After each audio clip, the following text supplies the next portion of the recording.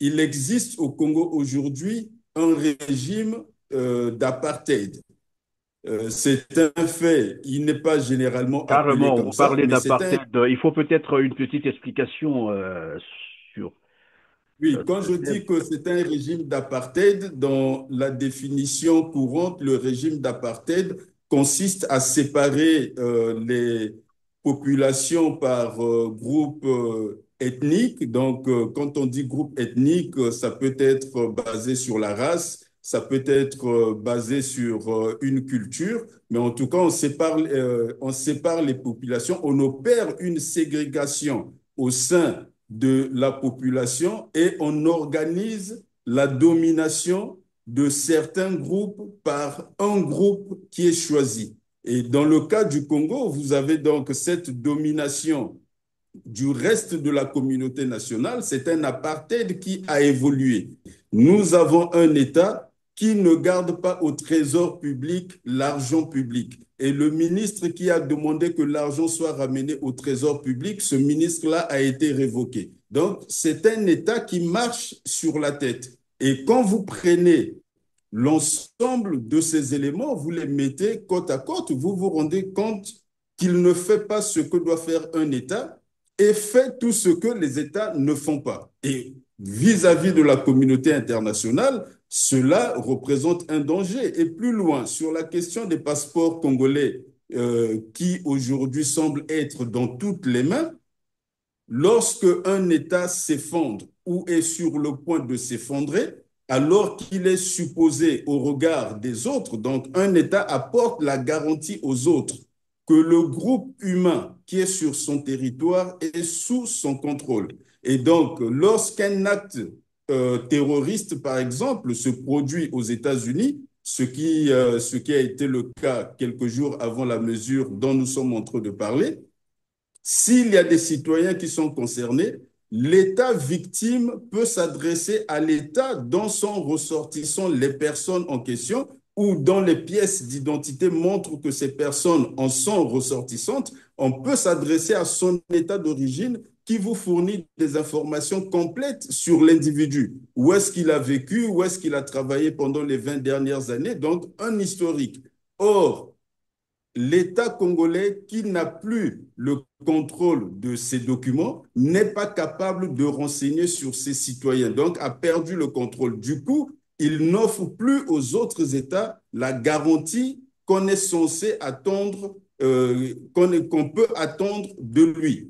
Et par conséquent, les 6 millions de citoyens congolais qui sont sur le territoire d'un État qui a démissionné, qui a perdu le contrôle et qui se livre à des activités inhabituelles des États, ces 6 millions de citoyens deviennent un danger public pour les autres États. Par conséquent, l'Amérique se protège de ces citoyens-là. Et ce qui va se passer, c'est que les autres États vont suivre l'Amérique. Donc, le Canada suivra, le Japon suivra, les pays occidentaux en général suivront, et le Le Congo va Royaume-Uni et tout ça, tout ce progressivement monde-là va isoler. suivre. Donc, tous ces pays-là vont suivre et les Congolais, l'effet immédiat de cette mesure sur les Congolais et les effets à moyen terme, c'est que tous les pays où nous pouvons nous rendre sans visa, progressivement, on ne pourra plus y aller. Et même les pays dans lesquels on peut aller avec des visas, on ne sera plus accepté. La mesure qui a été prise par Donald Trump est une mesure qui frappe tous les Congolais sans distinction. Et lorsque d'autres États vont se mettre à imiter les États-Unis, parce qu'il ne faut pas oublier que les États-Unis, en tant que première puissance du monde, donnent le tempo à l'évolution de ce qui se passe sur la planète. Lorsqu'ils ont adopté la biométrie, tous les passeports de la planète sont devenus biométriques. Il n'y a même pas une puissance qui a résisté à cela. Tout le monde est passé à la biométrie. Donc, quand les Américains vous bannissent, vous indexent comme étant des citoyens dangereux, vous devez vous attendre à ce que le monde puisse suivre cette tendance. Le message de Donald Trump aux Congolais, donc, par rapport à ses conséquences pour eux, c'est qu'on attend des Congolais qu'ils réagissent face à cette mesure, cette sanction qui est prise contre eux individuellement parce que ça pèse individuellement sur chacun des Congolais. Le message de Donald Trump, c'est Congolais, faites quelque chose. Soit vous réorganisez, donc vous reprenez le contrôle de votre pays, vous présentez un État sérieux au reste du monde, donc un gouvernement responsable au reste du monde, soit vous acceptez les mesures qui vont s'abattre sur vous de façon successive, qui seront prises par différents États. Si je puis résumer ce message d'une formule, c'est Oui. débarrassez-vous de M. Sassou Nguesso et donnez-vous des institutions respectables.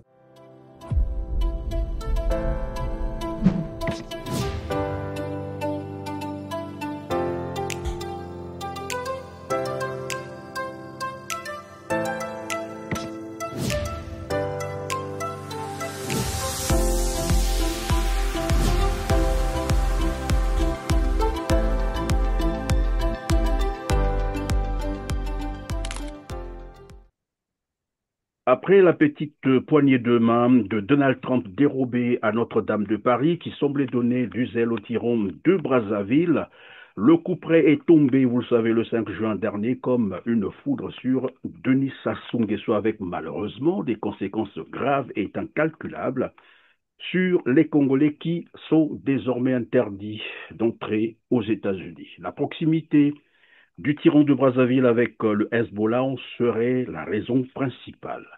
Nous évoquerons également la présidentielle 2026. Quel intérêt face au chaos socio-économique, non sans décrypter les menaces proférées à l'encontre des Congolais par un membre du Parti congolais du travail en plein culte dans la basilique Sainte-Anne du Congo. Pour ceux qui ne l'ont pas encore suivi, en voici un extrait. Parce que ici, nous avons les jeunes générations qui ne comprennent parfois pas. Même cette basilique a connu les affres de la guerre. Nous étions le 5 juin 1997, alors que nous parlions élection présidentielle, que la guerre, les gérants de l'époque, au lieu d'une élection claire et saine, ont servi donc au peuple congolais la guerre.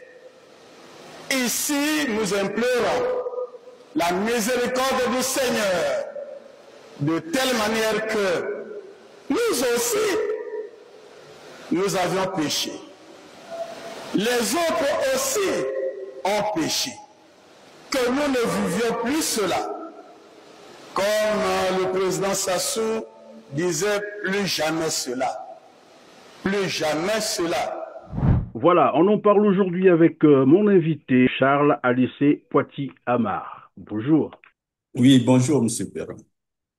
Merci, vous êtes diplômé des Sciences Po de Lyon et de l'ENA du Canada, diplômé de l'École de hautes études de commerce de Montréal et de l'école du barreau de Québec, avocat au barreau de Paris et du Québec, homme politique congolais. En tout cas, merci de votre disponibilité pour cette interview.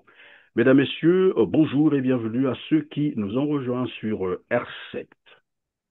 Le Hezbollah, pour ceux qui l'ignorent encore, est une organisation terroriste définie comme telle par les États-Unis. L'organisation qui, à travers ses membres installés au Congo-Brazzaville, serait soupçonnée de financement du terrorisme. Une des causes majeures qui ont conduit donc l'administration Trump à placer le Congo-Brazzaville sur la liste noire. Et d'ailleurs, nous apprenons que Thierry Mungala aurait été, je mets ça encore au conditionnel, aurait été dépêché en France pour tenter de désamorcer cette crise entre Washington et Brazzaville. Mais dans un premier temps, Charles Anissé Poiti-Amar, votre commentaire sur cette mesure américaine qui interdit désormais les Congolais de Brazzaville. C'est vrai qu'on parle de 12 pays, dont 4 pays africains, mais on reste sur Brazzaville. Votre commentaire. D'abord, la raison que vous avancez, elle fait partie des raisons, ce n'est pas la raison unique, parce que vous comprendrez que le Soudan se retrouve sur cette liste, non pas parce qu'il finance le terrorisme, L'Afghanistan se trouve sur cette liste, non pas parce qu'il finance le terrorisme. La Libye s'y trouve aussi. Ce n'est pas parce qu'elle finance le terrorisme, mais parce que ce sont dans le jargon international, ce sont des États en pleine décomposition. Ça veut dire que vous n'avez pas un gouvernement responsable du territoire sur lequel l'État est supposé exercer le contrôle. Et ça, Des c'est États la faillis alors, donc vous parlez là des États faillis, Carbon. Exactement. Donc, cette terminologie d'État failli, c'est celle qu'il faudrait retenir dans le cas du Congo parce que les liens avec des organisations terroristes sont des liens encore supposés aujourd'hui. Ils ne sont pas formellement établis, ils sont supposés. Cependant, les raisons de décrépitude de l'État, à cet égard, il n'y a absolument aucun doute. Vous prenez le FSI, le Failed State Index, qui est produit en Californie, donc qui calcule la viabilité et la durabilité de la situation gouvernementale des États. Cet indice montre que le Congo réunit aujourd'hui plus de 90% des critères de la faillite d'un État. Or, lorsque vous arrivez à ce niveau, cela signifie que il y a certes un gouvernement qui prétend, je dis bien qui prétend exercer un contrôle sur le territoire que revendique l'État en question, mais la réalité des faits est que ce gouvernement a perdu le contrôle, n'est plus effectif sur le territoire, dans le sens que, par exemple, concernant la solvabilité de l'État. Est-ce que cet État est encore solvable? Si vous posez cette question en ce qui concerne le Congo, vous savez que c'est un gouvernement qui n'arrive plus à payer ses fonctionnaires, qui ne paye plus ses retraités, qui a beaucoup de difficultés, sinon qui a abandonné ses étudiants à l'étranger. Certains ont jusqu'à 6 ans sans paiement de bourse d'études. Et donc, vous avez cette situation complexe. Et au-delà de la solvabilité, sur l'effectivité du gouvernement, cela se mesure par la fourniture continue et régulière des services publics sur le territoire. J'aime bien prendre l'exemple du service public de transport. Vous prenez l'ensemble du territoire national du Congo, il n'y a pas de service public de transport. Donc, absolument nulle part, vous avez un service public de transport qui fonctionne. Ce qui fait que quand un étranger arrive sur ce territoire, la question qu'il se pose, c'est comment les gens font pour se déplacer. Parce que ce n'est pas tout d'écrire dans la Constitution que les gens sont libres d'aller et de venir, mais encore qu'ils aient la possibilité matérielle de le faire. Et donc, l'étranger qui vient constate que l'État ne fournit pas ce service public de transport sur l'ensemble du territoire national. Alors, comment les gens font pour se déplacer? Ce sont des particuliers qui se débrouillent à offrir ces services à titre commercial. Et donc, en prenant ces éléments, vous vous apercevez qu'il y a une absence d'État à l'intérieur et ce qui reste en réalité de l'État congolais, c'est une façade institutionnelle. Donc, vous avez un gouvernement, un parlement, un président de la République, mais ce n'est qu'une façade institutionnelle. À l'intérieur, l'État a dépéri.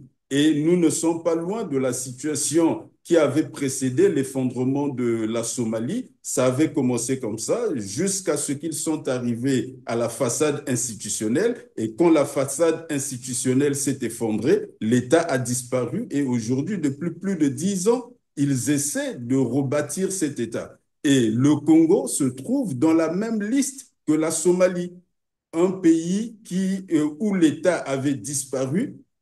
Ils sont en train d'essayer de se reconstruire et nous sommes sur la même liste que cet État. En Libye, il n'y a plus de gouvernement formel, c'est un ensemble de forces qui se disputent le gouvernement. Nous sommes sur la même liste que la Libye. Au Soudan, il y a eu une guerre, il n'y a plus de gouvernement unique parce que ce sont des forces qui se disputent la représentation de l'État et nous sommes sur la même liste. Donc, au regard de la communauté internationale, le Congo n'est plus qu'une façade institutionnelle qui se présente comme un État. Et dès lors que cette mesure-là est prise, et ça, il faut le préciser, c'est une mesure qui est prise à l'encontre des Congolais, pas du gouvernement congolais ou de la République du Congo, mais à l'encontre des Congolais, parce qu'on le mentionne précisément, les Les ressortissants de ressorts. la République du Congo. Et si Évidemment, l'Amérique... Charles Anissé, vous disiez tout à l'heure que c'est parmi les mesures. Évidemment, vous avez développé le côté, en fait, qui montre aujourd'hui, et ce n'est plus un secret, tout le monde le sait, l'État congolais n'existe plus. Hein, voilà, et c'est la vérité, c'est un État en totale déliquescence, mais parmi ces mesures, il y a également les soupçons qui peseraient sur le Congo-Brazzaville de financement du terrorisme. Dernièrement, c'est un certain Rodrigue Nguesso qui avait été reçu par les services américains dans ce contexte, bien sûr. Et ça, on ne peut pas non plus écarter cela. Mais moi, je voudrais comprendre avec vous les conséquences politiques et diplomatiques de cette mesure. D'autant plus que le Congo n'est plus un État failli, nous l'avons dit, vous l'avez largement démontré, et tout le monde le sait que l'État n'existe plus au Congo-Brazzaville. On y reviendra tout à l'heure avec les réalités actuelles du Congo-Brazzaville. Quelles sont maintenant les conséquences politiques et diplomatiques de cette mesure sur le Congo-Brazzaville? Mais avant d'aller sur les conséquences diplomatiques, il faudrait quand même illustrer pourquoi est-ce que la communauté internationale arrive à considérer que cet État n'existe plus. Parce qu'il ne fait plus ce que doit faire un État normal et fait ce que ne fait pas un État normal. Par Donc, par exemple, exemple, l'enlèvement, la séquestration, les tortures et les exécutions des opposants, ça, un État ne le fait pas. Et ce qu'un État doit faire, ça, ils ne le font pas non plus. Donc, dans le sens que ils laissent, ils ne réagissent pas face aux scandales financiers énormes qui sont annoncés depuis les Pandora Papers jusqu'à l'évasion d'un citoyen soupçonné par l'opinion publique et aussi par les pouvoirs publics eux-mêmes d'avoir détourné de fortes sommes d'argent du trésor public. On a laissé s'évader ce citoyen-là. vous faites Souvenez-vous. allusion, pour ceux qui nous suivent, parce que tous ne sont pas congolais, vous faites allusion à l'affaire Dongou Zidane qui aurait Moi, détourné. oui, je ne nomme pas parce que je Non, mais moi, je respecte la... préfère le nommer pour ceux qui nous suivent, parce qu'ils peuvent aussi aller faire des recherches. Pourquoi? Qui aurait donc détourné près de 3000 milliards en 5 ans, donc de 2020 à 2025. Je donne ces précisions parce que ceux qui nous suivent voudront aussi comprendre ce qui s'est passé concrètement et ils peuvent aller faire des recherches. Absolument, vous êtes journaliste, c'est dans votre ressort et moi, dans mon ressort, je dois respecter la présomption d'innocence. Et je voulais vous rappeler aussi qu'il y a quelques années, un individu avait été mis aux arrêts supposément pour avoir violé sa belle-fille qui devrait être mineure. Celui-là aussi a réussi à passer entre les mailles du filet. Nous avons un État qui ne garde pas au trésor public l'argent public. Et le ministre qui a demandé que l'argent soit ramené au trésor public, ce ministre-là a été révoqué. Donc, c'est un État qui marche sur la tête. Et quand vous prenez l'ensemble de ces éléments, vous les mettez côte à côte, vous vous rendez compte qu'il ne fait pas ce que doit faire un État et fait tout ce que les États ne font pas. Et vis-à-vis de la communauté internationale, cela représente un danger. Et plus loin, sur la question des passeports congolais qui aujourd'hui semblent être dans toutes les mains, lorsque un État s'effondre ou est sur le point de s'effondrer, alors qu'il est supposé au regard des autres, donc un État apporte la garantie aux autres que le groupe humain qui est sur son territoire est sous son contrôle. Et donc, lorsqu'un acte terroriste, par exemple, se produit aux États-Unis, ce qui a été le cas quelques jours avant la mesure dont nous sommes en train de parler, s'il y a des citoyens qui sont concernés, l'État victime peut s'adresser à l'État dont sont ressortissants les personnes en question ou dont les pièces d'identité montrent que ces personnes en sont ressortissantes. On peut s'adresser à son État d'origine qui vous fournit des informations complètes sur l'individu. Où est-ce qu'il a vécu, où est-ce qu'il a travaillé pendant les 20 dernières années, donc un historique. Or, l'État congolais, qui n'a plus le contrôle de ces documents, n'est pas capable de renseigner sur ses citoyens, donc a perdu le contrôle. Du coup, il n'offre plus aux autres États la garantie qu'on est censé attendre, qu'on peut attendre de lui. Et par conséquent, les 6 millions de citoyens congolais qui sont sur le territoire d'un État qui a démissionné, qui a perdu le contrôle et qui se livre à des activités inhabituelles des États, ces 6 millions de citoyens deviennent un danger public pour les autres États. Par conséquent, l'Amérique se protège de ces citoyens-là. Et ce qui va se passer, c'est que les autres États vont suivre l'Amérique.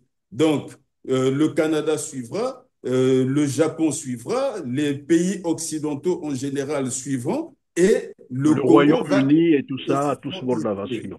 Donc, tous ces pays-là vont suivre et les Congolais, l'effet immédiat de cette mesure sur les Congolais et les effets à moyen terme, c'est que tous les pays où nous pouvons nous rendre sans visa, progressivement, on ne pourra plus y aller. Et même les pays dans lesquels on peut aller avec des visas, on ne sera plus accepté.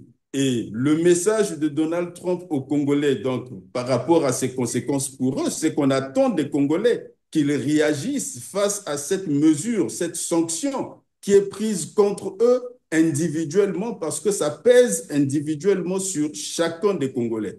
La mesure, le message de Donald Trump, c'est Congolais, faites quelque chose. Soit vous réorganisez, donc vous reprenez le contrôle de votre pays, vous présentez un État sérieux au reste du monde, donc un gouvernement responsable au reste du monde, soit vous acceptez les mesures qui vont s'abattre sur vous de façon successive, qui seront prises par différents États. Si je puis résumer ce message d'une formule, c'est débarrassez-vous de M. Sassou Nguesso et donnez-vous des institutions respectables. Alors tout à l'heure, vous donniez quelques exemples, évidemment, vous avez cité voilà, le détournement, le vol des deniers publics. Il y a également 14 000 milliards qui ont été dérobés du fonds des générations futures sans que personne ne soit interpellé. C'est quand même 26 milliards de dollars américains, l'équivalent de 7 ans de budget du Congo-Brazzaville. Mais à vous entendre tout à l'heure, vous disiez, vous étiez sur deux concepts, disons, en train de c'est-à-dire l'État congolais en train de s'effondrer ou s'est effondré. Lorsque vous observez les réalités actuelles du Congo-Brazzaville, qu'est-ce que vous en pensez? C'est un État déjà effondré ou en train de s'effondrer?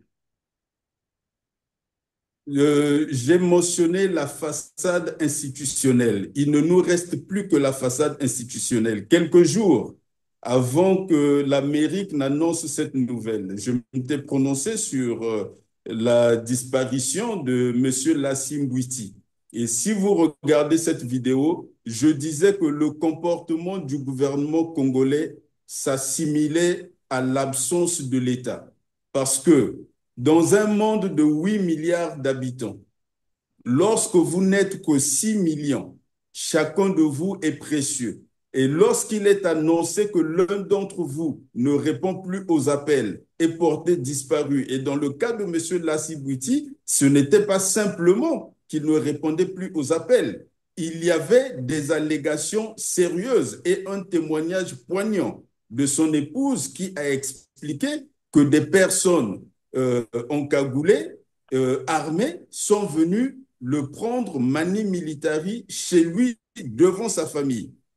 Face à de telles annonces publiques, que personne des pouvoirs publics ne puisse réagir à un tel fait, mais les bras vous en tombent.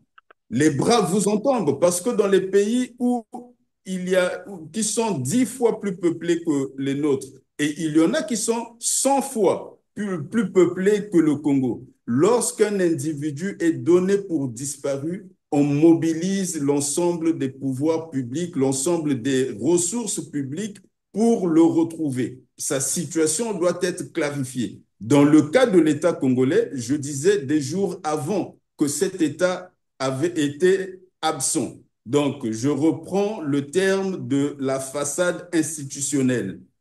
Nous avons ici aujourd'hui une façade institutionnelle. Et l'exemple que vous donnez, vous n'en trouverez nulle part dans le monde où 14 000 milliards de francs CFA disparaissent et personne n'estime devoir donner d'explication à qui que ce soit. Ça n'a pas d'équivalent. L'ensemble de ces éléments mis côte à côte vous montre que nous ne sommes plus face à un État. Nous avons des individus qui se réclament d'un État, qui occupent des fonctions, mais il n'y a plus d'effectivité d'État tel qu'on l'appelle en relations internationales. Alors, je reviens sur le cas la Cibouiti que vous aviez déjà amorcé tout à l'heure. C'est que, bon, ce jeune opposant, pour ceux qui nous suivent, qui peut-être n'ont pas suivi les premières informations sur la Cibouiti, c'est un jeune opposant qui avait été donc enlevé chez lui devant sa femme, battu par des hommes cagoulés. Voilà, séquestré pendant 10 jours, torturé, et selon ses explications, il a même été injecté des substances dont il ignorait encore les conséquences, après jeté dans un collecteur d'eau, Madoku Tchekele. Et la réaction du gouvernement congolais par la voix de son porte-parole était de dire ils en étaient peut-être pas trop informés, mais qu'ils soupçonnaient les services parallèles. C'est Thierry Mongala qui est venu dire ça, et les Congolais découvraient ce jour-là qu'il existait des services parallèles au Congo-Brazzaville. Est-ce qu'on peut prendre cela pour un aveu, finalement, de crime?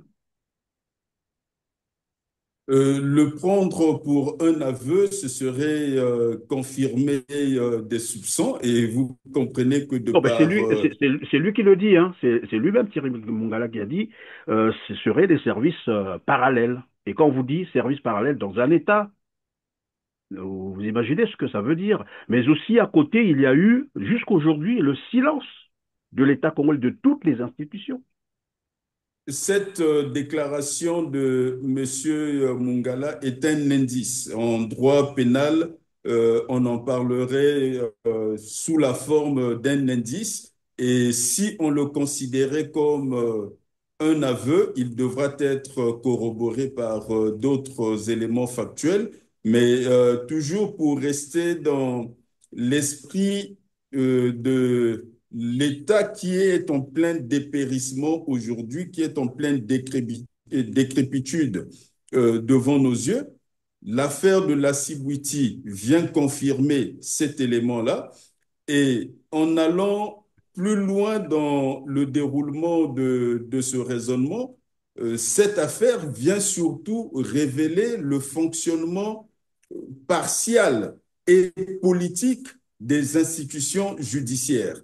Parce que lorsque vous avez une autorité judiciaire qui est parfaitement indépendante, elle n'a pas à attendre que le gouvernement puisse réagir. Le gouvernement peut ne pas réagir, ce qui a été le cas. Mais que Oui, l'appareil mais judiciaire... maître Anis et Charles Poitiamar, est-ce que le silence de l'État sur le cas Lassimbouti n'est pas là une complicité de crime? Un individu, un compatriote ne peut pas disparaître pendant 10 jours et que tout le monde est au courant, après jeté dans un collecteur, on a vu son état et jusque-là, tout le monde est silencieux. Et savoir qu'avant son enlèvement, Lassimbouti avait porté plainte. Il avait déposé plus de 10 plaintes selon lui-même et avait même demandé sa protection parce qu'il se sentait menacé. Il venait même d'échapper à une tentative d'assassinat. Est-ce que le silence de l'État congolais, de toutes ces institutions, je parle ici de la justice aussi, puisque le procureur ne s'est pas autosaisi, n'est-ce pas là une complicité de crime? Vous employez des termes qui sont techniques, vous parlez de complicité et en droit, il y a des éléments qui doivent être remplis pour confirmer qu'il s'agisse d'une complicité. Et vous comprendrez Je que vous toutes les comprends très fois, bien, vous êtes dans votre domaine, mais bon, voilà, toutes les fois que vous allez dans la matière juridique et judiciaire, je suis obligé de rester dans une certaine réserve parce que je ne peux pas faire de casuistique. Cependant, lorsque je sors du droit et que je fais une interprétation générale des faits tels qu'ils sont en train de se dérouler, je reviendrai sur le dépérissement de l'État parce que quand le ministre de la Communication vous parle des services parallèles, vous vous dites qu'il a fait un aveu. Mais le fait même de mentionner l'existence des services qui échapperaient au contrôle de l'État, cela confirme le dépérissement de l'État parce que dans un État, il n'y a rien qui doit échapper à l'autorité centrale. Tout est contrôlé, tout est coordonné. Et ici, vous avez le ministre de la Communication lui-même qui vient vous dire qu'il y a des services qui échappent au contrôle des pouvoirs publics. Et donc, nous sommes vraiment face à ce dépérissement. Cependant, quant à la complicité et de m'avancer sur des éléments qui seraient purement de droit, je suis obligé d'observer la réserve. alors, nous parlions donc du dépérissement de l'État, c'est ce qu'il faut peut-être dire, parce que c'est dans ce même pays où on a suivi, je crois que vous l'avez suivi, hein, dans son discours du 28 novembre dernier, Denis Sassou Nguesso rappelait que de l'argent était dilapidé sur la bourse ou les bourses des étudiants, c'était 6 milliards chaque année. Et il révélait aussi que dans, disons, les budgets qui sont présentés au Trésor, généralement, c'est des budgets surfacturés, il le sait, mais jusque-là, aucune sanction, aucune interpellation, aucune ouverture d'une information judiciaire sur ces cas. C'est là aussi la confirmation d'un État qui n'existe plus. Mais je reste sur cette ligne-là, effectivement, mais je vais faire une digression parce que toutes les fois que nous parlons des problèmes du pays, il y a une tendance pour certains Congolais, de quelque bord qu'ils soient, à regarder la situation nationale sous le prisme de la tribu ou de l'ethnie. Il existe au Congo aujourd'hui un régime d'apartheid. C'est un fait, il n'est pas généralement appelé Carrément, comme vous ça, parlez mais c'est un. d'apartheid. Il faut peut-être une petite explication sur Oui, quand ce je thème. dis que c'est un régime d'apartheid, dans la définition courante, le régime d'apartheid consiste à séparer les populations par groupe ethnique. Donc, quand on dit groupe ethnique, ça peut être basé sur la race, ça peut être basé sur une culture, mais en tout cas, on sépare les populations, on opère une ségrégation au sein de la population et on organise la domination de certains groupes par un groupe qui est choisi. Et dans le cas du Congo, vous avez donc cette domination du reste de la communauté nationale. C'est un apartheid qui a évolué. Et moi, je le qualifie d'apartheid sournois et despotique. Sournois parce que il n'apparaît pas dans les lois. Nous avons des lois qui sont très belles et même bonnes, donc ça n'apparaît pas dans les lois, à la différence de l'apartheid en Afrique du Sud où c'était institutionnalisé, la ségrégation était dans les lois. Dans le cas du Congo, ça n'apparaît pas dans les lois. De surcroît, nous avons tous la même couleur de peau. Et donc, ça ne peut pas se voir. C'est à la résonance de nos noms que nous savons qu'il y a des privilèges qui sont accordés. Vous avez le, les ministères régaliens qui, depuis le retour du président Sassou Nguesso au pouvoir, sont réservés aux ressortissants d'une même ethnie. Je parle du ministère de l'économie et des finances, du ministère de l'Intérieur, du ministère de la Défense, du ministère des Affaires étrangères éclaté à la coopération et du ministère de la Justice. Vous prenez toutes les forces de l'ordre, elles sont toutes confiées aux ressortissants d'une même ethnie. Vous prenez les trois cours suprêmes que nous avons, donc la Cour constitutionnelle, la Cour suprême et la Cour des comptes. jusqu'au décès du regretté juge Apès, pour qui j'avais beaucoup d'admiration et d'affection personnelle, toutes ces institutions, la présidence des trois institutions supérieures de la justice était confiée aux ressortissants d'une même ethnie.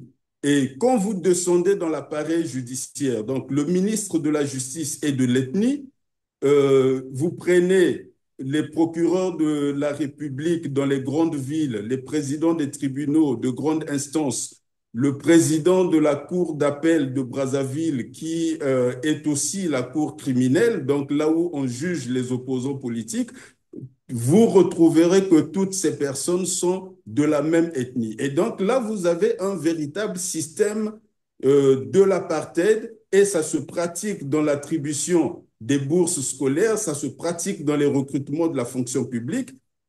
C'est un système qui existe, mais qu'il faut nommer. Donc, le régime dont nous sommes en train de parler est un régime de l'apartheid. Il faut le reconnaître en tant que tel. Cependant, il faudrait faire... En sorte, lorsque vous dites le régime dont nous parlons, pour être précis, le régime Sassou Nguesso est un régime d'apartheid. Je suis formel sur ce plan. Je vous ai fait une petite démonstration, mais on pourrait aller beaucoup plus loin. C'est un régime d'apartheid. Et un régime d'apartheid, on ne fait pas de compromission avec, on le combat avec détermination et acharnement.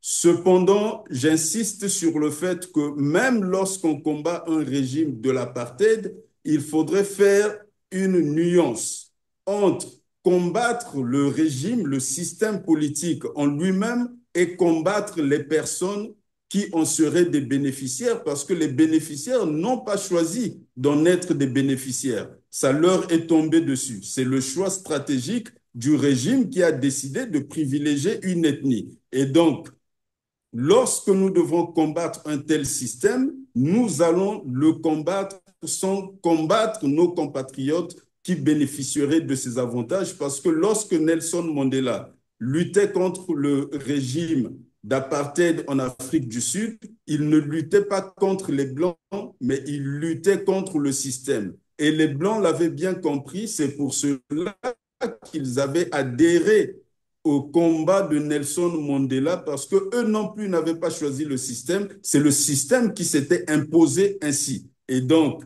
lorsque nous parlons du Congo, il est nécessaire de faire cette nuance, d'insister dessus, pour qu'aucun de nos compatriotes ne se sente indexé ou qu'il y ait un acharnement contre qui que ce soit, et quiconque serait tenté d'aller dans cette façon de voir puisse s'abstenir, parce que c'est un mal national. Lorsque l'État congolais va s'effondrer, ce sont les Congolais sur l'ensemble du territoire national qui seront touchés. La mesure qui a été prise par Donald Trump est une mesure qui frappe tous les Congolais sans distinction. Et lorsque d'autres États vont se mettre à imiter les États-Unis, parce qu'il ne faut pas oublier que les États-Unis, en tant que première puissance du monde, donnent le tempo à l'évolution de ce qui se passe sur la planète. Lorsqu'ils ont adopté la biométrie, tous les passeports de la planète sont devenus biométriques. Il n'y a même pas une puissance qui a résisté à cela. Tout le monde est passé à la biométrie. Donc, quand les Américains vous bannissent, vous indexent comme étant des citoyens dangereux, vous devez vous attendre à ce que le monde puisse suivre cette tendance. Et la seule réaction que vous puissiez avoir face à une telle mesure grave, c'est de réagir, de faire en sorte que vous puissiez vous doter d'institutions sérieuses et que vous puissiez recomposer votre pays, votre État. Et d'où je reviens sur un appel sur lequel j'insiste depuis plusieurs années maintenant, c'est la fondation d'une nouvelle république dans laquelle chaque Congolais aura sa place et les rapports entre nous seront des rapports de droit. Personne ne sera au-dessus de personne. Et pour reprendre une formule que j'ai utilisée concernant une ethnie, j'avais dit que son avenir l'avenir de ses ressortissants, parce que je ne veux pas nommer, l'avenir de ses ressortissants, c'est à côté de leurs compatriotes à égalité de droits et de devoirs. Et la nouvelle République, c'est celle de l'égalité de droits et de devoirs. C'est celle que nous devons fonder ensemble, sans que qui que ce soit puisse considérer que lorsqu'on critique le régime d'apartheid, ça veut dire qu'on voudrait s'en prendre à lui. Non, on voudrait le ramener à une situation d'égalité de droits et de devoirs avec ses compatriotes et que nous ayons une république capable de construire aussi une nation. Parce que nous ne sommes pas censés demeurer un peuple, une juxtaposition de tribus. Nous avons vocation à devenir une nation. Ce n'est pas une option, c'est notre vocation. Évidemment, tout à l'heure, vous parliez donc du Congo comme un État qui a perdu ses repères et parmi voilà les éléments qui caractérisent cela, il y a cette répression policière, pour ne pas dire aussi, en fait, c'est une vague de répression policière qu'on est en train d'assister au Congo-Brazzaville. Mais de plus en plus, je ne sais pas si vous l'avez constaté, dans les discours tenus par les membres du Parti congolais du travail, vous noterez beaucoup plus les menaces qui sont proférées à l'encontre, bien sûr, des Congolais, en leur rappelant les événements tragiques de 1992, 97, 98. Et pourtant, tous les Congolais savent qui en est l'auteur. Et ces éléments reviennent de temps à autre. Alors, ici, il y a quelque chose qui nous a retenu, c'est le discours tenu par un membre du Parti congolais du travail en plein culte dans la basilique Sainte-Anne du Congo, que je vous propose de suivre un autre extrait et on revient dessus pour le décryptage. Suivez. Nous n'aurons plus un 5 juin. D'ici 2026, la présidentielle de 2026, on n'aura plus ce 5 juin. Mars 2026, la présidentielle va avoir lieu dans ce pays. Que ça ne devrait plus être sujet à problème, à palabre. Et parce que nous le sentons venir, des gens qui pensent demain à ne pas gagner cette élection, parce que nous avons un champion. Et ils pensent ne pas gagner. Commence déjà par bousculer les jeunes que vous êtes ici, à vous troubler dans vos consciences, pour vous amener à un désordre. Mais si 5 juin 1997 avait reçu la bénédiction des gouvernants de l'époque, mais l'année 2026, la présidentielle ne trouvera pas, à travers les dirigeants actuels, la bénédiction d'amener le pays au désordre. Voilà, Charles Anissé à Poitiers-Mar, lorsque vous avez suivi ce genre de discours tenu dans une église, c'est-à-dire à la rigueur, c'est difficile même de croire si on n'a pas vu les images, qu'est-ce que cela vous inspire à l'orée de la présidentielle 2026? C'est devenu coutumier pour les partisans du Parti congolais du travail de procéder par intimidation et par des menaces à peine déguisées. Parce que souvenez-vous que ce parti est parvenu jusqu'à un certain moment à faire dire à la paix ce qu'elle ne dit pas. Donc, ce parti a employé longtemps le mot paix comme le déguisement de la violence et de la guerre. Toutes les fois qu'ils ont voulu nous parler de la guerre, ils nous parlent de la paix. Ils nous disent la paix chèrement acquise. Et cela fait 28 ans que ça dure. Cet élément nous rappelle un fait que les Congolais ne doivent jamais perdre de vue. C'est que en 1992, le PCT et son chef, le président Sassou Nguesso, ont participé à toutes les élections jusqu'en 97. Ils ont perdu toutes les élections. Le président Sassou Pendant Nguesso, que vous allez avancer, pardon, maître Charles Anissé à Poitiers-Bar, lorsque vous dites président, est-ce par bon sens simplement ou c'est, comme qui dirait, légal, c'est-à-dire Denis Sassou Nguesso est un président de la République. Tout à l'heure, vous avez démontré que au Congo, l'État n'existe plus, donc la République même n'existe plus, mais vous continuez à l'appeler par président de la République. C'est juste par bon sens ou par respect? il y a une situation de droit et une situation de fait. Dans les faits, il occupe la fonction et personne d'autre ne la revendique. Et lorsque vous vous référez au droit international, euh, lorsque quelqu'un occupe cette fonction-là, l'appellation qui convient, c'est celle-là. Et même si je devrais aller dans des raisonnements de sociologie politique, je dirais qu'il vaut mieux un chef, même illégitime, que l'absence absolue de chef. Parce qu'une communauté qui n'a aucun pouvoir organisé est une communauté par essence dangereuse pour elle-même et pour les autres. Donc, je rappelle la mesure des Américains qui a été prise parce que nous sommes devenus une communauté dangereuse pour le reste du monde. Lorsque je parle de M. Sassou Nguesso en parlant du président de la République, c'est la fonction qu'il revendique. Donc, de fait, il est en situation, je le dis dans ce sens-là, mais j'ai déjà dit dans des propos antérieurs qu'il n'a pas le droit d'être au palais. Il n'avait pas le droit d'être candidat à l'élection de 2016.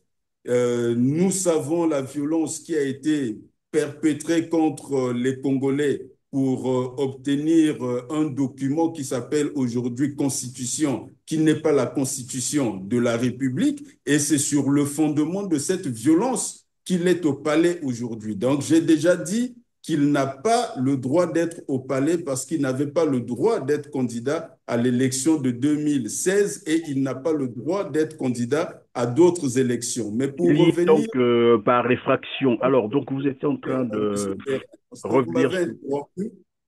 vous m'avez interrompu lorsque je vous parlais du pouvoir, du parti et de son chef, qui ont perdu toutes les élections depuis 2012, depuis 1992 jusqu'à 1997, chassés par les urnes, ils sont revenus par les armes et comme par enchantement, le même peuple qui les avait chassés en 92 et qui ne les a pas acceptés dans toutes les élections, comme s'il avait perdu la mémoire, maintenant, il vote pour ce parti et pour son chef avec des résultats extraordinaires. Donc, il y a eu un amour par enchantement qui est né de la personne qui a perpétré les violences guerrières dans le pays. L'État est en train de s'effondrer. Aucun service public ne fonctionne normalement. Et curieusement, ce même peuple continue à voter pour les mêmes personnes. Et lorsque ce peuple qui aime tant le président Sassou Nguesso au dire des résultats, lorsqu'il vote, c'est entouré de chars qu'on proclame les résultats dans la nuit. Donc, il est choisi par le peuple, mais curieusement, les grandes villes sont encerclées par des chars, il y a des militaires partout au moment où on va proclamer des résultats, alors que si c'était le choix du peuple, ça devrait être des liesses populaires. Et donc, de nous rappeler la violence, les violences passées pour nous annoncer des violences à venir, c'est un fait dont nous sommes aujourd'hui coutumiers. Et un autre élément qu'il ne faut jamais perdre de vue, c'est que le Parti congolais du travail est un parti marxiste. Et les marxistes sont violents par nature et par définition. Il n'y a pas un endroit dans le monde où les marxistes n'ont pas perpétré des violences. Ils perpètrent des violences même contre les leurs. Dès lors qu'il y a des divergences entre eux, ils perpètrent des violences contre les leurs. Vous avez aujourd'hui M. André Okombi Salissa qui est en prison. La seule faute de M. André Okombi Salissa, c'est de s'être opposé au maintien du président de la République par le changement de la Constitution. Il avait vu dans l'alternance politique pacifique une vertu qui devrait faire entrer le Congo dans le cycle de la stabilité politique parce que nous aurions à ce moment-là apprivoisé le pouvoir politique. Donc, il se passerait des mains de certains vers d'autres sans violence. Et le seul fait d'avoir porté cette thèse a justifié qu'il soit aujourd'hui embastillé. Et quand vous regardez le procès qu'il a concerné, c'est valable pour le général Jean-Marie Michel Mokoko. Le procès d'André Okombi Salissa ne vous dit pas, les juges n'ont pas été capables d'établir le jour, l'heure et l'endroit du coup d'État. Marien Ngouabi, tout le monde sait que c'était le 18 mars. Le M22, on sait que c'était le 22 février 72. Le coup d'État de Kombi Salissa, personne ne connaît la date, l'heure et le lieu du coup d'État. Le coup d'État du général Jean-Marie Michel Mokoko, personne ne connaît le lieu, l'heure et la date du coup d'État. Et vous avez des gens condamnés non pas pour tentative d'atteinte à la sûreté intérieure de l'État, mais pour atteinte à la sûreté intérieure de l'État. Ça veut dire qu'ils ont atteint leur but. Ils ont renversé le gouvernement parce que c'est ça, le crime d'atteinte à la sûreté intérieure de l'État. Les gens qui sont condamnés pour avoir renversé le gouvernement ont été envoyés en prison par le gouvernement qu'ils ont renversé. Donc, c'est un paradoxe. Et là, vous retrouvez l'aspect ethnique du choix des autorités judiciaires. Parce que si on le faisait sur la base de la compétence, certainement qu'on n'arriverait pas à ces inepties où vous condamnez des gens pour atteinte à la sûreté intérieure de l'État, mais la preuve du contraire est devant les yeux de tout le monde. Les institutions qu'ils sont supposés avoir renversées sont bel et bien en place.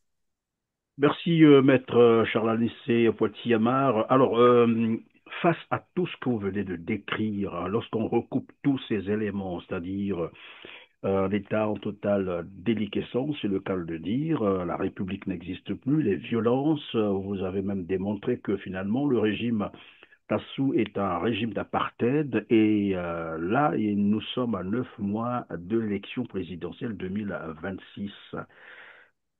Quel intérêt face à tout ce chaos-là? Parler d'élections en 2026, je reprendrai l'expression d'André Malraux. Malraux disait que mal nommer les choses, c'est ajouter au malheur du monde. Et Confucius, de son côté, disait que s'il était fait empereur de Chine, il commencerait par restituer aux mots leur vrai sens. Le mot élection pour le PCT n'a pas le même sens que ce qui est décrit dans le dictionnaire. Ça n'a pas le même sens. C'est un mot qui a perdu tout son sens au Congo. Et donc, lorsque les Congolais parlent d'élection en 2026, et moi je suis d'ailleurs surpris de voir des responsables de l'opposition pour lesquels j'ai beaucoup de respect pour leur mérite dans la lutte, parler d'une élection en 2026. Mais il n'y a jamais eu d'élection depuis 1997. Il n'y en a jamais eu. De quelle élection parle-t-on? L'élection pour laquelle on coupe l'électricité, on coupe Internet, parce que à notre époque, si vous dites aux gens qu'il y a des personnes sur la planète qui coupent sciemment Internet, donc qui plongent sciemment et volontairement leur population dans les ténèbres numériques, parce que c'est de ça qu'il s'agit. Si vous dites ça aux gens, mais on vous dira que c'est un crime. Vous ne pouvez pas volontairement placer des gens dans les ténèbres numériques. Et on vous parle d'élections dans lesquelles vous avez ces violences, vous avez ces coupures d'électricité et d'Internet, vous avez l'armée qui sort systématiquement, vous avez des résultats des urnes qui sont bourrés. Comment peut-on parler d'élections dans ce cas? Ça me rappelle ce qui se passait dans les années 80 dans nos quartiers. Il y avait des ruelles qui avaient été accaparés par des bandes organisées. À l'époque, on les appelait des Yonkés. Ils choisissaient un endroit obscur et dépouillaient tous ceux qui détroussaient, tous ceux qui passaient par là. Et les habitants du quartier savaient qu'à partir d'une certaine heure, il ne fallait pas passer par cet endroit-là. Et ceux qui ne le savaient pas passaient par là. Et là, nous avons une opposition qui est comme les habitants d'un quartier qui sait qu'il ne faut pas passer à cet endroit-là parce qu'on se fait détrousser. Et cette opposition nous dit allons-y à l'élection de 2026. Bon, Bon, mais ce qui est vrai, c'est que pendant que vous le dites, maître Charles Anissé Poitiamar, c'est que enfin, les opposants dont vous faites état aujourd'hui, ce qui est bien bizarre, c'est qu'il y a plusieurs oppositions au Congo-Brazzaville. Il y en a qui sont qualifiés des radicaux. Il y a une opposition républicaine. À ce que je sache, les opposants, est-ce qu'il faut appeler les vrais, ou même ceux qui se sont rassemblés autour du Rassemblement des forces du changement n'ont pas encore acté leur participation à l'élection présidentielle de 2026. Ils n'ont pas encore enfin, jusqu'à maintenant, à ma connaissance, ils n'ont pas encore acté. Après, on va observer qu'est-ce qu'ils vont. Vous leur porterez préjudice, je pense, si vous dites qu'ils n'ont pas encore acté la participation à l'élection, qu'ils n'ont pas fait le choix de cette voie, parce que cela signifierait qu'ils n'ont fait aucun choix. Or, ils Mais doivent ou bien peut-être qu'ils indiquer s'organisent pour d'autres stratégies, qui sait? de ce que j'ai entendu, et je reprends encore que vous leur ferez grief si vous affirmez qu'ils n'ont pas fait le choix d'aller à l'élection, parce que dans ce cas, ils n'ont fait aucun choix. Or, ils doivent indiquer au peuple congolais ce qu'ils pensent, ce qu'ils veulent faire. Pour notre part, parce que je travaille avec un groupe de personnes qui sont dans la diaspora, vous le savez, qui sont au Congo. J'ai déjà tenu des meetings au Congo. Il y a beaucoup de Congolais qui sont aujourd'hui mobilisés dans l'organisation, le mouvement que nous appelons les Patriotes, qui est un mouvement qui doit de façon pacifique amener les Congolais à prendre leurs responsabilités et à libérer notre pays pour refonder la République. L'élection dont vous parlez, c'est l'élection du président de la République. Mais comment vous allez élire un président de la République si vous n'avez pas de République? Ce qui existe au Congo aujourd'hui, ce n'est pas une République. Parce qu'il ne faudrait pas prendre l'appellation République du Congo pour une réalité, ce n'est qu'une appellation. Si vous avez une canette de coca sur une table qui contient de la vodka, ce n'est pas parce que c'est une canette de coca que ça contient du Coca-Cola. Donc, République du Congo ne veut pas dire que le Congo est une république. C'était l'intention. Mais de l'intention à la réalité, il y a un grand écart. La situation actuelle est que le Congo n'est plus une république. De façon factuelle, il s'agit d'un pouvoir, d'un président de la République qui se comporte comme un monarque de constitution coutumière et le régime qu'il dirige est un régime d'apartheid, sournois et despotique et en plus népotique. Népotique parce que la situation actuelle du Congo, la façon dont le Congo est administré, jamais dans l'histoire de notre pays on a autant vu les proches et les parents du président de la République impliqués dans les affaires de l'État telles que ça se passe aujourd'hui. On les retrouve dans toutes les administrations, dans toutes les sphères de pouvoir, au gouvernement, au Parlement, dans les assemblées territoriales. On les retrouve partout. C'est du népotisme. On n'a jamais vu ça. Et donc, quand vous avez ce népotisme dans un comportement de royauté factuelle, et vous parlez d'aller à l'élection du président de la République, Malraux vous dira que vous employez mal les mots et vous ajoutez au malheur du monde. Bon, Il mais dès lors faudrait que que, nous puissions dans tous les refonder cas, la République avant d'aller à l'élection du président de la République. oui, mais dans tous les cas, les Congolais savent qu'en mars 2026, ils iront à une autre consultation Et d'élection. là, je vous prends en flagrant délit d'imiter le gouvernement, vous jouez avec les mots, vous parlez de consultation maintenant. Oui, je parle de consultation. Bon, voilà, restant sur... parce que c'est comme ils disent, hein, c'est ce qu'ils disent tout le temps. C'est pour respecter les échéances fixées par la Constitution. Et donc 2026, mars 2026, 26, à moins qu'il y ait eu un report ou je ne sais pas, comme qui dirait, comme la fois dernière d'ailleurs, où on avait évidemment anticipé l'élection, mais mars 2026, il devait y avoir une élection présidentielle ou des élections présidentielles, puisque généralement c'est à deux tours, mais après, bon, généralement ça arrête aussi à un seul tour. Et vous dites, Monsieur Perrin, j'ai oui, eu une bonne nouvelle pour vous. je vous en prie, La bonne nouvelle que j'ai pour vous, c'est que l'élection aura lieu au Congo en 2025. Nous appelons au départ du président Sassou Nguesso en 2025, pas en 2026. Donc l'élection aura lieu en 2025.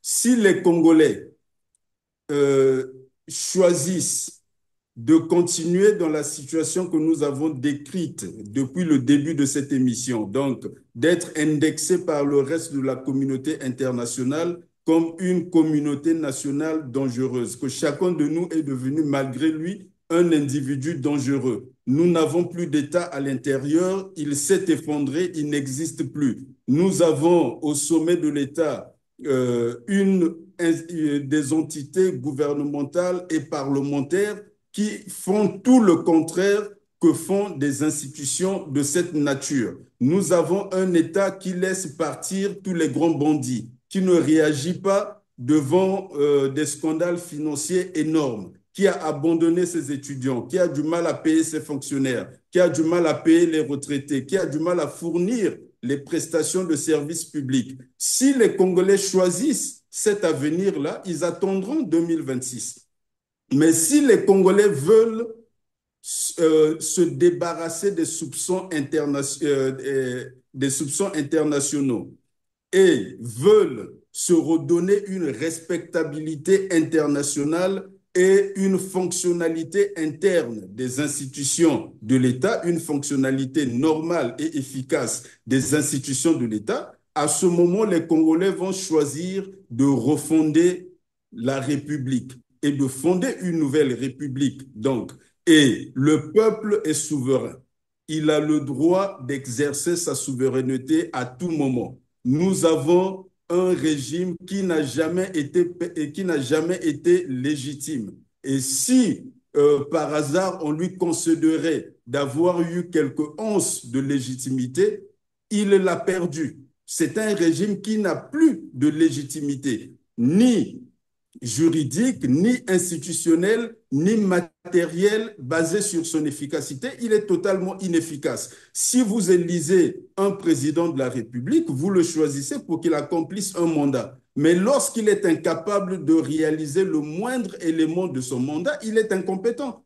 Quand vous employez quelqu'un dans une entreprise parce qu'il vous a donné des assurances d'avoir telle ou telle autre compétence et que vous vous rendez compte qu'il n'y a pas de rendement. On appelle cela insuffisance professionnelle et les contrats de travail sont rompus pour insuffisance professionnelle. Et quand un président de la République n'est pas à la hauteur de la mission et des espoirs qui ont été placés par lui, on lui retire la légitimité. Et je rappelle que dans notre cas, le président de la République n'a jamais été légitime à aucun moment. Le peuple est souverain, il peut exercer cette souveraineté à tout moment. Il peut oui, interrompre mais ce évidemment, mandat Maître Charles si on Anissé, lui en voudra. pardon, Maître Charles Anissé Poitiers-Amar, vous dites vous rappelez, hein, le peuple est souverain et doit exercer sa souveraineté à tout moment. À quoi vous faites allusion concrètement pour être direct avec ceux qui nous suivent, les Congolais qui nous suivent? Pour être direct, je vous dirais que le peuple congolais est un peuple courageux et brave. Il s'est débarrassé de tous les régimes quand il a pensé qu'il fallait le faire.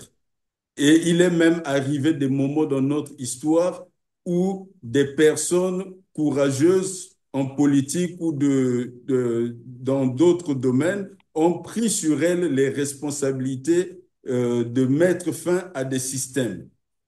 le peuple congolais est capable aujourd'hui et a pleinement le droit de faire asseoir le président Sassou Nguesso. Et d'ailleurs, je pense qu'il est nécessaire que le peuple congolais prenne cette responsabilité parce qu'il existe un risque très important que cette responsabilité soit prise par d'autres. J'ai déjà évoqué le risque de coup d'État au Congo et c'est une chose que je désapprouve totalement parce que du coup d'État, généralement, ne naissent que de mauvaises choses. Et donc, soit les Congolais prendront le risque face à cette situation parce que il n'y a pas un pays au monde où vous avez tant d'éléments pour justifier un coup d'État. Il n'y a pas un autre pays qui est dans cette situation. Donc, nous sommes dans une situation non seulement indexée comme des gens dangereux, mais vivant avec un risque d'insécurité à l'intérieur. Parce que n'importe qui au Congo, à n'importe quel moment, peut se saisir des pouvoirs de l'État par la force et dire qu'il est venu pour rétablir l'ordre constitutionnel ou qu'il est venu pour mettre fin aux abus ambiants. N'importe qui peut le faire.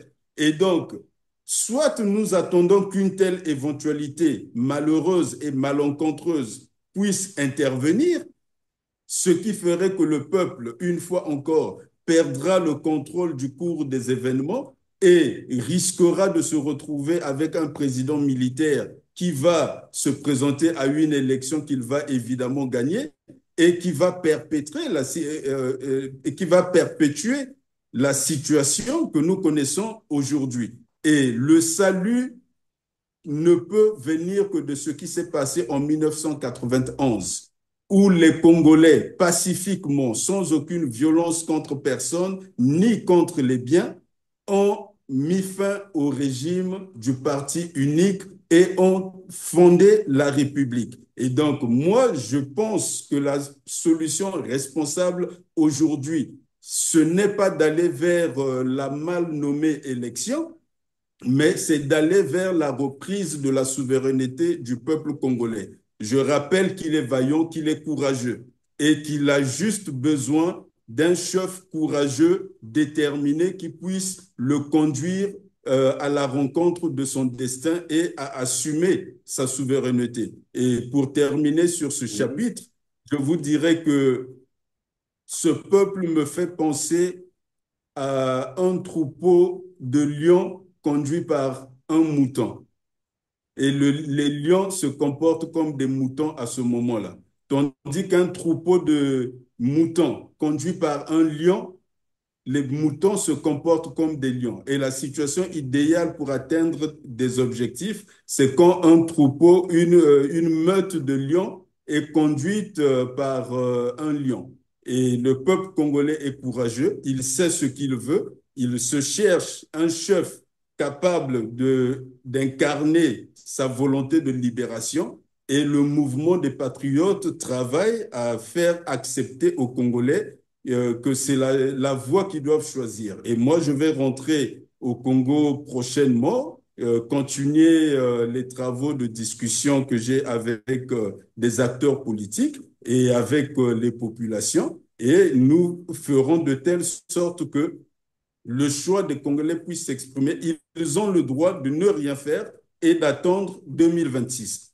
C'est leur Merci, souveraineté. Maître Charles Alissé Poitiamar. Nous sommes à la fin de cette émission. Malheureusement, l'heure qui nous était impartie touche à sa fin. Ce sera la dernière question et votre réponse comptera pour le mot de la fin. Tout à l'heure, vous avez dit les éléments sont réunis pour un coup d'État.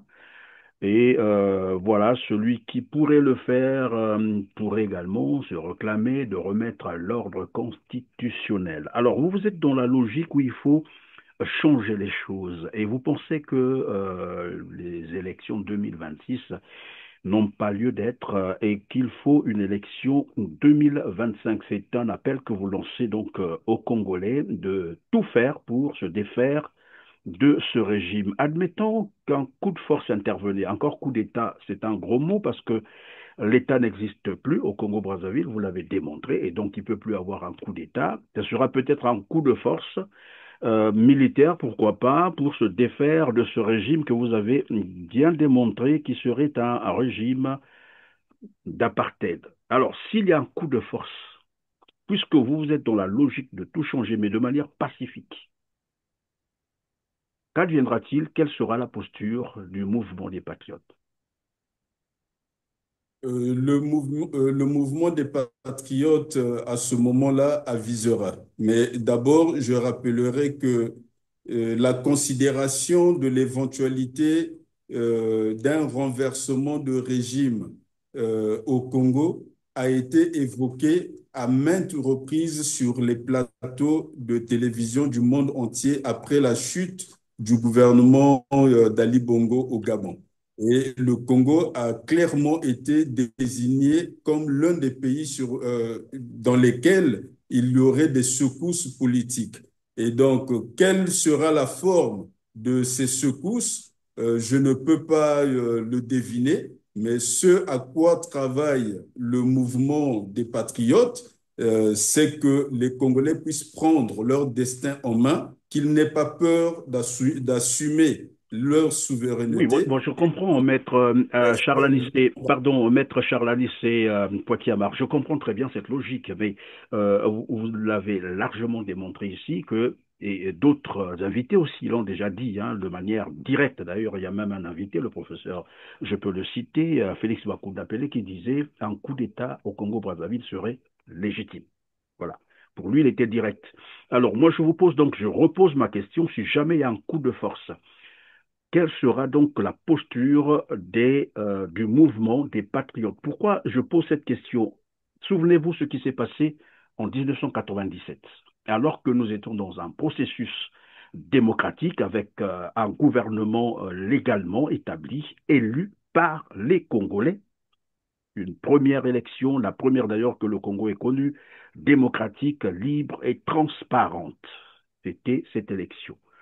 Il y a eu un coup d'État militaire qui a fait près de, voilà, on parle de plus de 10% de la population décimée. C'était vraiment une violence avec l'intervention des armées étrangères. Les Congolais ont laissé faire, alors que dans le préambule de la Constitution de 1992, il est bien établi, c'est le dernier alinéa, les gens peuvent aller vérifier, il est demandé aux Congolais de s'opposer même par une insurrection populaire. Les Congolais ne l'ont pas fait. Est-ce par peur? Est-ce par ignorance? Aujourd'hui, on peut se poser ces questions. Voilà un gouvernement qui est venu s'établir. Gouvernement, c'est moi qui dis, une junte en fait qui s'est établie. Donc par le général Denis Sassou Nguesso qui a fait un coup d'État. Et le voilà qui est resté au pouvoir aujourd'hui, c'est près de 28 ans par là, après qu'il soit revenu au pouvoir. Et moi, je reviens sur la question, si jamais il y a un autre coup de force du genre, parce que l'État n'existe plus, la République n'existe plus. Et il y a beaucoup plus ces pesanteurs-là. S'il y a un coup de force, quelle sera la posture du mouvement des patriotes? Notre posture sera une posture de principe. Vous me donnez l'occasion là de parler du patriotisme, qui est une notion que nous évoquons de moins en moins dans notre pays et qui me permet, à travers le patriotisme, de parler d'amour. Dans notre pays, on parle très peu d'amour. Et il faudrait que ce mot soit au cœur de la politique et, dans le cas d'espèce, d'amour de son pays, l'amour de la patrie et la passion de ses compatriotes. En 1997, il est difficile de distribuer des torts en ce qui concerne l'encadrement politique de la population.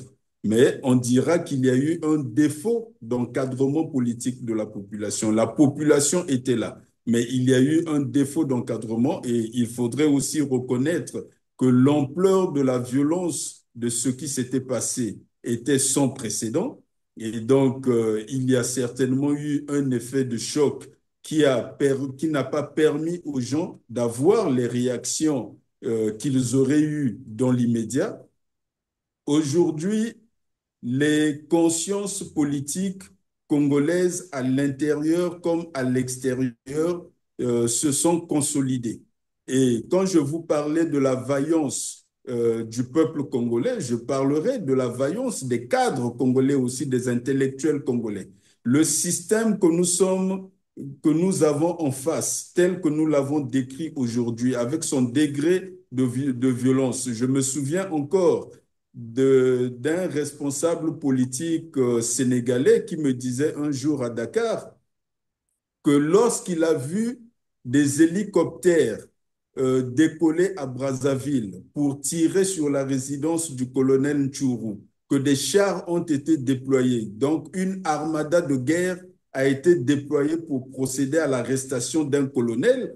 Il a dit qu'il n'a jamais vu un tel niveau de violence. Donc, pour le Sénégal, si une telle chose se produisait, le ciel leur tomberait sur la tête parce qu'ils ne sont pas familiers de ce type de violence. Et les Congolais sont devenus familiers de ce type de violence. Mais malgré qu'on a un régime capable de ce niveau de violence, les cadres congolais, les responsables politiques congolais ne démissionnent pas. Ils continuent à aller au front, parce que dans le cas du Congo, faire la politique, c'est aller au front. Ils continuent à aller au front. Il y en a certains parmi nous qui restent sur le champ d'honneur, le cas d'Augustin Kalakala, le cas de Michel Gambou, le petit frère de Kombi Salissa, qui est mort en prison et qui n'est généralement pas rappelé. Donc, vous avez ces personnes qui restent sur le champ d'honneur. Qu'est-ce que nous ferons dans l'avènement de l'éventualité que vous évoquez? Et nous allons opposer une résistance patriotique à cette force qui viendrait dans ces conditions-là. Parce que la souveraineté du peuple congolais ne doit pas être dérobée de nouveau. Elle ne doit pas lui être volée. Et donc, même si il y a nombreux Congolais qui appellent cette éventualité de leur vœu, mais dans une telle éventualité, il faudra que le peuple congolais existe, il faudra que les cadres politiques puissent exister et fassent ce qui n'a pas été fait en 1997. Et donc, En personne... d'autres termes, Maître Charles Alissé Potiamar, vous êtes en train de dire dans de telles éventualités, vous exigerez évidemment que tout le monde s'asseye sur la table pour projeter le futur, c'est ça. Et non des gens euh, qui viendront faire un coup de force et puis prendre son pari du pouvoir comme on a vu ça en 1997, c'est ça? vous m'avez bien compris. Merci, Maître Charles Alissé Poitiers-Amar, d'avoir été avec nous sur R7. C'était un grand plaisir. Surtout, C'est moi qui vous remercie de m'avoir donné l'occasion. je vous en prie, mesdames, messieurs, c'est la fin de cette émission. Merci de cliquer sur le petit pouce en l'air. Juste en bas de cette vidéo, après avoir largement partagé, aidez-nous à atteindre un plus grand nombre de téléspectateurs et dites-nous en commentaire ce que vous en pensez. Ça nous fera énormément plaisir. Merci et à très bientôt.